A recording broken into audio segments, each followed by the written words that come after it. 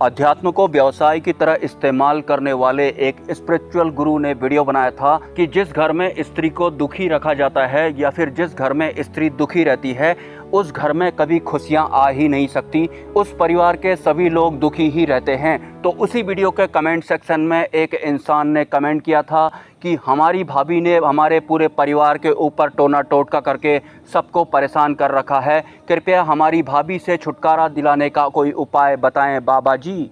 तो स्त्री सुख के विषय में जो भ्रम है या फिर जो धारणाएं हैं, मैं उनमें कुछ लाइनें ऐड करना चाहता हूं। जैसा कि द्वंद्व व्यवस्था के अंडर में काम करने वाले हमारे इस भौतिक जगत में ये धारणाएं चलती हैं या फिर ये लाइनें भी बोली जाती हैं कि स्त्री से सुख मिलता है। अगर वास्तव में स्त्री से सुख मिलता तो जो बाप होता है उसकी जो बेटी होती है, बेटी भी तो स्त्री ही होती है, तो बाप अपनी बेटी को शादी के नाम पर किसी दूसरे घर में नहीं भेजता। और जैसा कि मैंने अपने बहुत सारे वीडियोज में बताया है कि जो शादी है जिसे विवाह बोला जाता है वो एक बहुत बड़ी तांत्रिक प्रक्रिया है, और जो लोग स्पिरिचुअलिटी को व्यवसाय के रूप में इस्तेमाल करते हैं वही लोग इन शादियों को बढ़ावा देते हैं ताकि वो धन अर्जित करते रहें। और जहाँ तक बात रही स्त्री सुख की या फिर पुरुष सुख की या फिर इस भौतिक जगत में जितने भी तत्व आपको दिखाई पड़ते हैं या फिर जितने भी मानव निर्मित रिश्ते आपको दिखाई पड़ते हैं, हमारे इस फिजिकल वर्ल्ड में ऐसा एक भी तत्व नहीं है जो कि हमें खुशियां दे पाए। हर मानव निर्मित रिश्ता या फिर हर मानव निर्मित व्यवस्था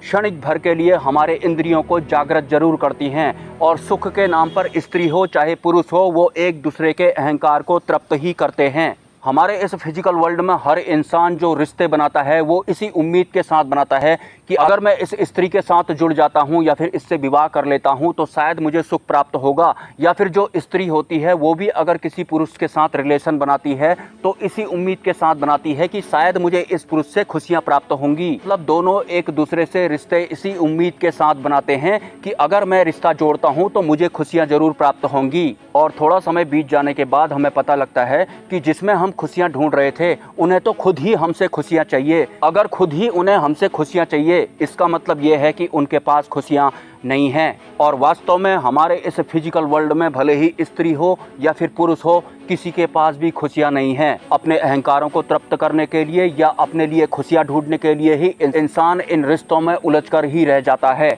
लेकिन वास्तव में हमारे इस फिजिकल वर्ल्ड में किसी के पास भी दूसरे को देने के लिए खुशियाँ होती ही नहीं है, और ये एक मूल सत्य भी है। एनीवे, सोशल मीडिया पर मैंने एक वीडियो और देखा था जहां पर एक तांत्रिक महोदया अपने भक्त से बोल रही थी कि तुम्हारे शरीर में बहुत लंबे समय से दुख है ना, अगले 51 दिनों के अंदर तुम्हारे शरीर का दुख दूर हो जाएगा। तांत्रिक महोदया से मैं ये कहना चाहूँगा, जो दुख होता है वो शारीरिक नहीं होता है, दुख शरीर में नहीं होता है, शरीर में तो दर्द होता है, जो दुख होता है वो मानसिक होता है। तो शारीरिक दुख को दूर करने के बजाय आपने शारीरिक दर्द को दूर करने की बात उस भक्त से बोली होती तो ये ज़्यादा अच्छा लगता। हालांकि इस तरह की लाइनें बोलकर मैं किसी भी तांत्रिक को नीचा दिखाने की कोशिश नहीं कर रहा हूँ। मैं ये बताने की कोशिश कर रहा हूँ कि आप अगर एक साधक हैं तो आपको इन शब्दों के मायाजाल में नहीं फंसना है, आपको बस बात समझ में आ जानी चाहिए। जैसे कि कल के एक वीडियो में मुझे एक ज्ञानी पुरुष ने कमेंट किया था, उन्होंने लिखा था कि इंसान के 3 सूक्ष्म शरीर नहीं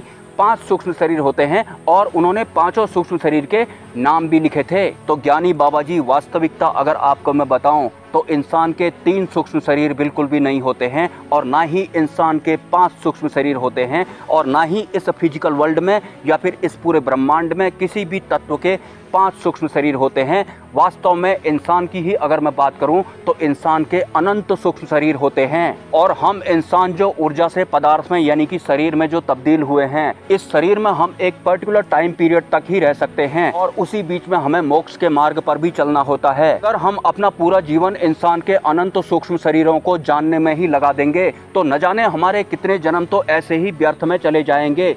इसलिए जो उच्च स्तरीय संतजन होते हैं उन्होंने इंसानों के 3 या फिर 5 सूक्ष्म शरीर बोला है, ताकि आम इंसान जिस हिसाब से इन सांसारिक विषयों में लिप्त हुआ पड़ा है वो इस जन्म में 3 सूक्ष्म शरीरों को भी अच्छी तरह से जान नहीं पाएगा। आप 5 की बात कर रहे हैं और मैं अनंत सूक्ष्म शरीरों के बारे में आपको बता रहा हूँ। और हाँ, एक बात और मैं इस वीडियो में करना चाहता हूँ, हम इंसानों के शरीर में 7 चक्र होते हैं, लेकिन वास्तव में अगर मैं आपको बताऊं, अगर कोई इंसान अपने 7 चक्रों को जागृत करने के लिए समय देता है तो फिर उसकी पूरी जिंदगी ही 7 चक्रों को एक्टिवेट करने में गुजर जाएगी। तो इसलिए हमें 7 चक्रों को जागृत करने की टेंशन नहीं लेनी है। शुरू के 3 चक्रों को जागृत करने के विषय में हमें अपना समय बर्बाद नहीं करना है। अगर हम चाहें तो हृदय चक्र से ऊपर को अपने चक्र एक्टिवेट करके भी परमात्मा को प्राप्त कर सकते हैं, और ये संतजन सदगुरु यानी रूहानी गुरु भी बोलते हैं। एनीवे, सिर्फ 4 चक्रों को ही जागृत करके परमात्मा प्राप्ति के विषय में मैं एक लंबा वीडियो आने वाले फ्यूचर में जरूर बनाऊंगा। अगर आपके कोई सवाल हैं तो आप मुझे कमेंट कर सकते हैं, और अगर आप इस चैनल को सपोर्ट करना चाहते हैं